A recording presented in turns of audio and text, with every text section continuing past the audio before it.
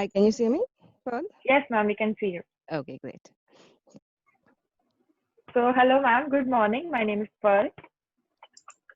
Hi, Pearl. So I will, Shalini so here. I will just, yes, ma'am. So I will just give a quick introduction to our 74 participants about you. So, everybody, this is Shalini Fernandez. She is a director in analytics. She draws on nearly 20 years of market research, operations experience, and focuses on international client and project management. She is based in Mumbai and she is currently managing her technical training and development of the team Kansan. Is that how you pronounce it, ma'am? Cantor. Cantor. Okay, I'm so sorry. It's okay. Okay. So now a little bit about Cantor. It is a home of some of the world's most leading research, data, and analytics and insight brands. Collectively, they offer the most complete view of consumers, the way they live, the way they shop, vote, watch, and tweet in over 100 countries worldwide. Kantar's strengths lie in the unrivaled diversity of people, methodologies, specialisms, and points of the view that seamlessly fuse to give a unique and complete understanding of the people across the world. So now I can hand it over to Shalini ma'am and she can share more information with all of us.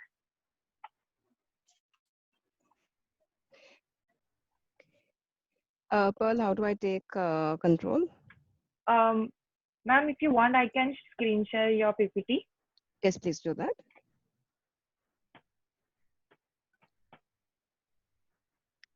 Also, Shalini ma'am, would you mind just pulling the curtain behind you because the light is, Sure. Better? yes, so much better. Thank you. Thank you. Can everybody see the presentation? Yes, Yes, I Pearl. can see it. Okay. Hello, everyone. So you may be wondering what the psychology and market research have in common. How are they connected? Next slide. Okay. Uh, First, we look at what is market research. Market research is the collection of data, understanding of how people behave, their buyer preferences, the choices they make, what influences them. And it is a study that is done either using quantitative methods, which is data driven. There's also qualitative research where you understand a person's behavior and you look at how they feel, how they think about a product or a service. So here is where we use psychology to understand a person, to profile a person. Pearl, next slide.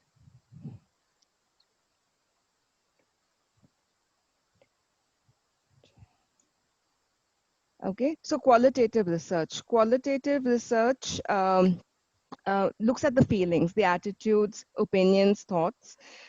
We look at why do they like, dislike a product, what are the expectations, how do they feel about competition, what's preventing them, what are the barriers in their behavior for using the product. Okay, so a little, next slide, a little about Kantar. So Kantar's, we are around 75 years old globally. We've been the pioneers in developing new technology to understand people better. Next slide. Uh, some of the innovations and adaptations that we've done is to use facial coding, for example. So when we look at advertisements, and all of us do look at advertisements, there's a lot of work that goes behind creating that advertisement. And one of that is understanding how people are reacting to it. So facial coding is a relatively new technology that has been used to understand people's emotions, attention span, and reactions to advertisement. We use biometrics data for healthcare. We capture and analyze people's reactions on social media.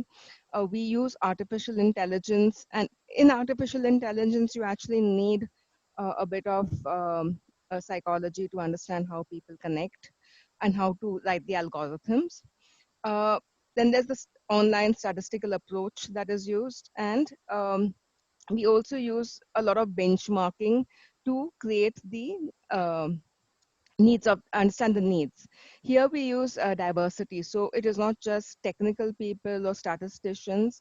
We actually use people from different walks of life within the market research industry. Next slide.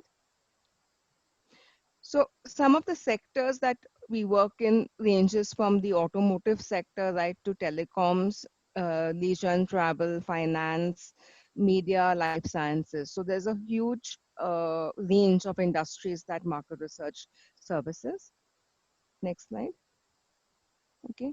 A few facts about us. Um, we have over 5 billion projects. We're the second largest market research company, the largest in the BRICS area. And we work with more than 50% of the Fortune 500 companies. So globally, we are about 20,000 plus people.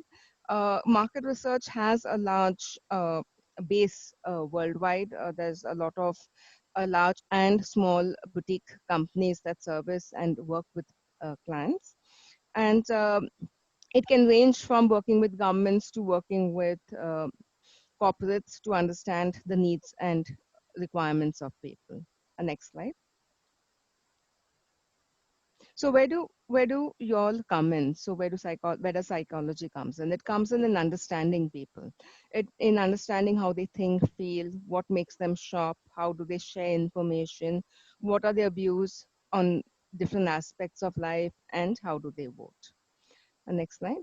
So one area, and here I'm going to concentrate more on where a bit of the mind is taken care of.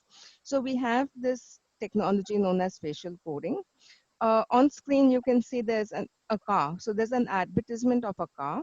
A person who watches this advertisement, their face is recorded.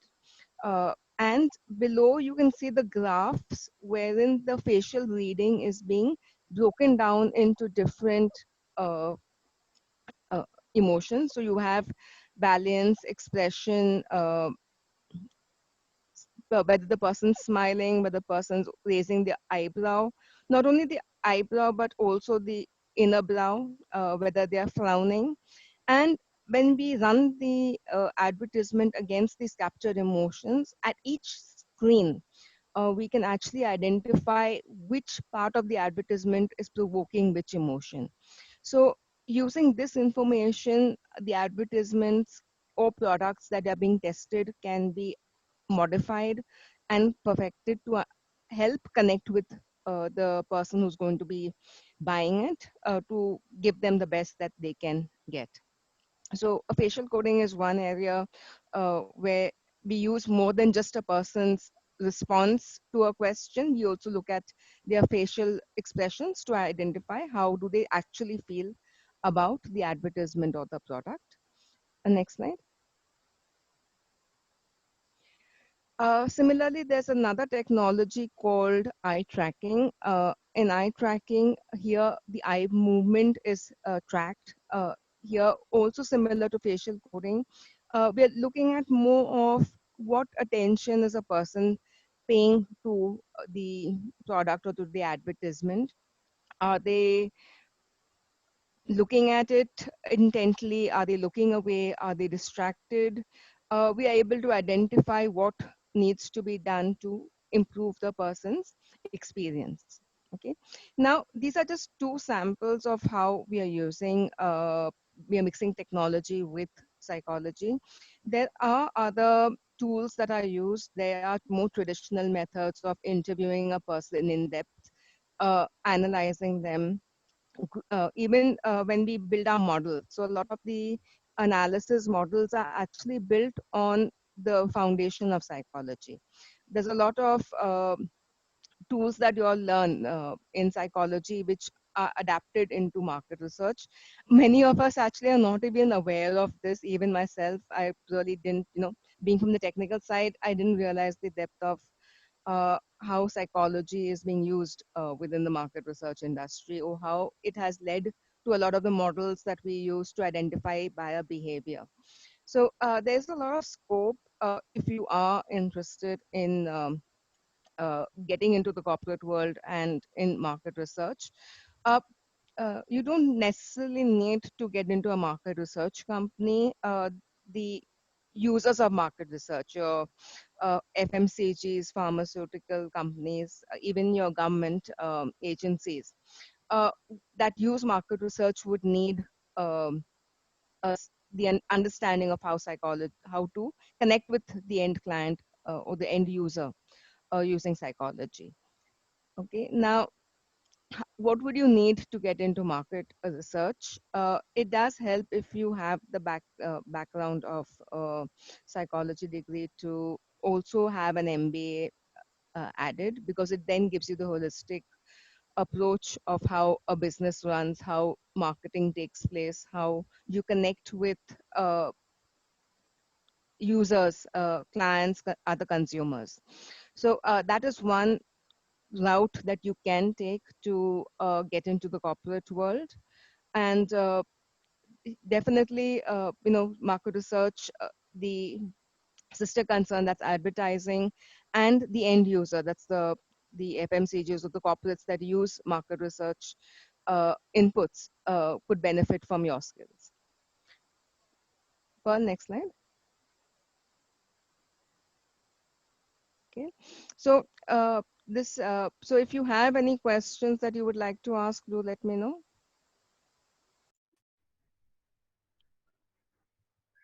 Okay. I know it's a short presentation.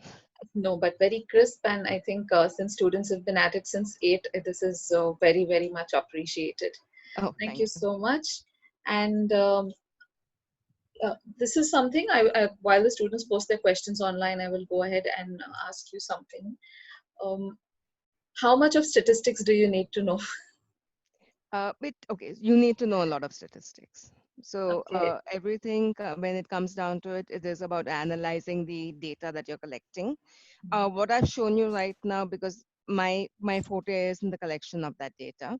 Huh. We do collect the data. You do have teams that would process and massage the data for you. Hmm. At the end of the day, you need to be able to look at that data and advise your clients, do you need to launch this product in this market, or what are the changes that are needed in that product to make it sell well. All right. Okay, so Massage the it gives data. us a I good like skill the for term. that.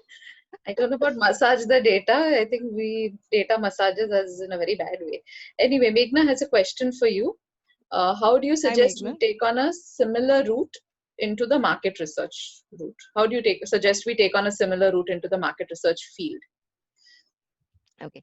Hi, Meghna. If you're interested in joining market research and in the research area, I would suggest once you've completed your graduation in psychology, you move on to uh, getting some experience in the industry. You can join as freelancers, for example, just to get a feel. You can also do an MBA. So if you do an MBA, it does help you get a toehold. See, you need that all-round experience when you're working in this industry. So the MBA will prepare you to understand the business side of how companies market, sell, create their products, and how to connect with the end customer. What you're doing as a psychologist is bringing in the human aspect on people's reactions and beliefs. It is not just numbers that would otherwise be considered when we look at it from a pure business point of view. Okay, all right.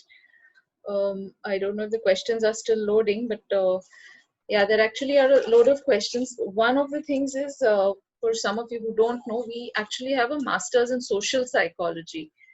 Uh, Most individuals who take up masters in social psychology end up going the market research route. What is the financial output in this field? Financial outlook in research is good. As you keep climbing, you do get, your salary levels are really attractive compared, and especially when you have, I mean, we do have people who've done PhDs and consultants in the market research area. They command a huge amount of money. So it's a decent area to work in. All right. Srishti would like to ask, for risk analysis, what route should someone with MA in psychology take? Risk analysis. Okay, this is more, I think, from a financial point of view. Uh, Understanding of the finance. So you need to have. I would suggest MA, MBA in finance. Would definitely help for risk analysis. I think, Srishti, this is not ma'am's content of her talk. I don't know if there was any risk analysis mentioned. This is pure market research, and one of the controversial questions, in fact, it comes up in one of our topics also in the syllabus, that are we misusing our knowledge of psychology to make people think that they need products when actually they don't? It is a debate that is raging. Yes, it is true that market research does rely heavily on understanding a person. How do we push the person to buying a product? Yeah. Right. So what I actually didn't touch in during the this field of neuroscience, especially understanding how the brain works. How do we light up and delight a person into wanting the product even if they don't need the product? So yes, market research does do that. uh, Ultimately we are not the ones selling you the product. We are just helping the companies that want to sell you the product. All right. Also, if we were not to do MBA, would being a cognitive psychologist or a consumer psychologist also suffice? It would, yes. So as long as you are in the area of, I would say, industrial psychology or corporate based psychology, it definitely would. Clinical psychology, I'm not so sure would be applicable in this field. It is more of the understanding of business that would be needed. All right, all right. So it looks like we are just about nearing the end. And anybody, any more questions? It usually happens that I end up thanking the speaker and then suddenly there'll be a line of 3 questions. So I'm just waiting a couple of minutes. If you have your questions, post them now. I don't know if it's just a problem with the loading. Okay. So it seems we are good to go. And if, Shali ma'am, if there are any questions which the participants come up with later, are we free to send them to you? Yes, Uh, please or, do that. I'll be or glad to help. Yeah, all right.